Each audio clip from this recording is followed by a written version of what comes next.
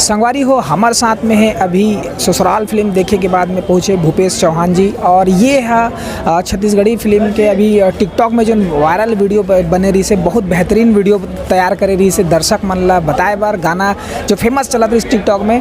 तो आज ये फिल्म देखी से वो फिल्म के बारे में जानबो, और साथे साथ ये जो टिकटॉक में एक गाना मन के जो वीडियो बनाते रही से ओखर बारे में घलो जानबो। आप मन के बहुत बहुत स्वागत है। मूवी बहुत ही प्यारी मूवी है। इस मूवी में आपको एक्शन भी मिलेगा, कॉमेडी बहुत मिलेगा, सब कुछ है इस मूवी में, मतलब कुछ कमी नहीं है। जैसी मूवी आ रही छत्तीसगढ़ की, उसमें मतलब ये मूवी जो है ना बहुत ही अलग है। ये मूवी को हिट होने से कोई रोक नहीं सकता। जैसे अभी हसन पगली हिट हुआ है ना, उसके बाद इसका लाइन है अभी ये हिट होगा मूवी। और इस मूवी में गाने तो इतने प्यारे हैं, मतलब पूछो मत, जितने भी गाने हैं बहुत ही प्यारे गाने हैं। अच्छा, ये गाना मन में आप मन टिकटॉक वीडियो बना रहे हो, कैसे देखते हो आप मन?